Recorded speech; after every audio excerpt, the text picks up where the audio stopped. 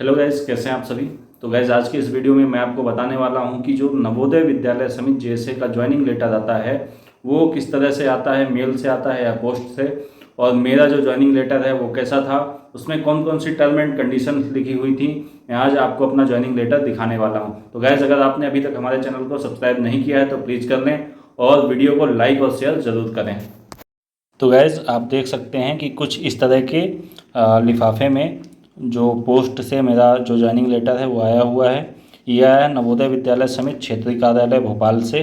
चूँकि मेरी जो पोस्टिंग है वो भोपाल आदो के अंडर आती है, इसलिए मुझे भोपाल से लेटर आया हुआ है। ठीक है, तो अब इसमें देखिए, ये जो मेरा ज्वाइनिंग लेटर है तो नवोदय विद्यालय समिति शिक्षा मंत्रालय भारत सरकार और क्षेत्रीय कार्यालय भोपाल से आया हुआ है। यहाँ पे मेरा नाम और मेरा एड्रेस लिखा हुआ है।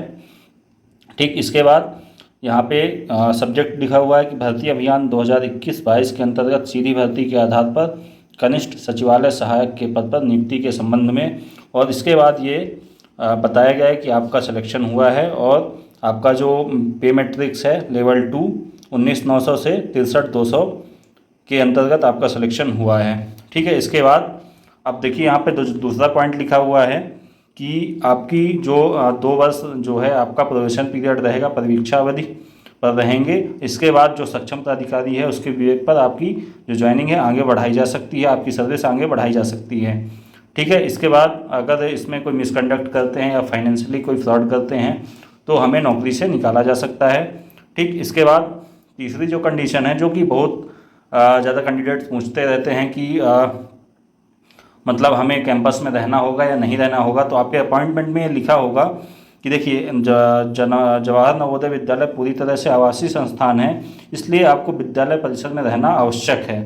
ठीक है, और इसके अलावा जो प्राचार्य अगर आपको कोई अदर रिस्पॉन्सिबिलिटी देता है ऑफिस के काम के अलावा, अगर आपको अदर रिस्पॉन्सिबिलिटी देता है वो काम भी आपको करना पड़ेगा।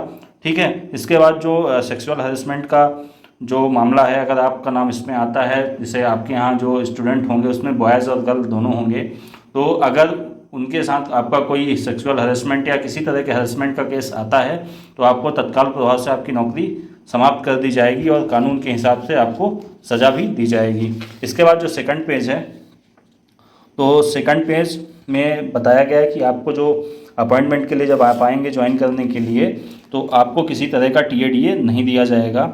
ठीक, और इसमें आपके मेडिकल का भी बताया गया है। एक इसके साथ एक फॉर्म अटैच होता है जिसमें आपको अदर डिटेल भरनी होती है, और आपका एक मेडिकल का भी फॉर्म होता है जिसमें आपको जो सीएचएमओ होगा या सिविल सर्जन होगा आपके ज़िले का, उससे आपको वेरीफाई कराना होता है, मेडिकल फिटनेस प्रमाण पत्र देना होता है।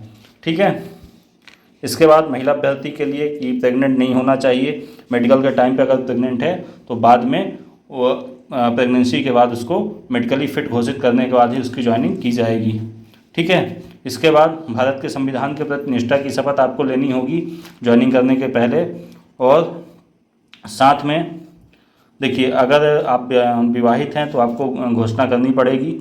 ठीक, और नव समिति में शामिल होने पर आपको तुरंत अपने जो होम डिस्ट्रिक्ट होगा उसका डिक्लेरेशन फॉर्म दिया जाएगा, आपको भर के जमा करना होगा। और भारत के किसी भी हिस्से में आपका जो पोस्टिंग है वो किया जा सकता है, आप मना नहीं कर सकते हैं। ठीक है, और आपको और क्या लाना होगा, तो देखिए 10वीं और 12वीं का जो पासिंग प्रमाण पत्र होगा वो लगेगा। ठीक है, और जो डीओबी के वेरिफिकेशन के लिए आपकी 10th की मार्कशीट होती है वो आपकी लगेगी ही। ठीक है, और अगर आपने कहीं काम किया है तो वहाँ का कार्य मुक्ति प्रमाण पत्र लगेगा। और अगर आप ओबीसी एससी एसटी या ईडब्ल्यूएस के कैंडिडेट हैं तो आपको अपना प्रमाण पत्र दिखाना होगा, जो कि आपने डॉक्यूमेंट वेरिफिकेशन के टाइम पे जहाँ भी आपका डॉक्यूमेंट वेरिफिकेशन हो चुका है वहाँ दिखाया था। ठीक है, इसके बाद मेडिकल सर्टिफिकेट जो कि आपको दूसरे फॉर्मेट में दिया जाएगा वो आपको इसके साथ जमा करना पड़ेगा। और सत्यापन प्रपत्र, इसके साथ मैंने बताया कि एक और फॉर्म आएगा जो खाली रहेगा, उसको भर के जमा करना पड़ेगा। तो वही है सत्यापन प्रपत्र आपको मिलेगा, डिक्लेरेशन आपको भरना पड़ेगा। इसके बाद परिवार का विवरण, आपको अपनी फैमिली डिटेल देनी होगी। अगर आप मैरिड हैं तो आपका अपना वाइफ का और बच्चों का देना पड़ेगा। अगर आप अनमैरिड हैं तो जो आपके पेरेंट्स और जो भी अनमैरिड ब्रदर और सिस्टर होंगे उनकी डिटेल्स आपको यहाँ देनी पड़ेगी।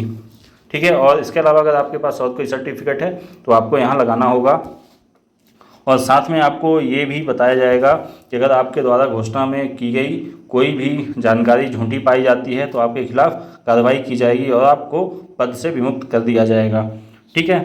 इसके अलावा अब देखिए यहाँ पे आपका जो डेट ऑफ ज्वाइनिंग लिखा रहेगा कि आपको कब तक ज्वाइन कर लेना है। जैसा कि मुझे 13/1/2024 तक ज्वाइन कर लेना था। अगर मैं 13 तारीख तक नहीं ज्वाइन करता हूँ तो मेरी जो ज्वाइनिंग है वो कैंसिल हो जाएगी और अगला कैंडिडेट जो भी वेटिंग में होगा उसको मौका दिया जाएगा।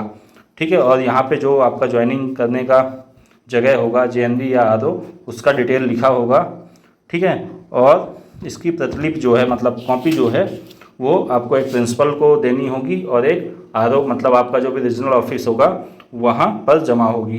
ठीक है। तो गाइज ये था नवोदय विद्यालय समिति JSA का ज्वाइनिंग लेटर और साथ में यहाँ पे एक डिक्लेरेशन फॉर्म होता है जो आपको मिलता है। देखिए इसमें है। ठीक है। इसका डिटेल वीडियो में अलग से बना दूंगा। जैसे ही नवोदय विद्यालय समिति नॉन टीचिंग का एग्ज़ाम ख़त्म होगा तो मैं इसका एक वीडियो अलग से बनाऊंगा कैसे आपको भरना है, आपको गलत नहीं करना है। ठीक है।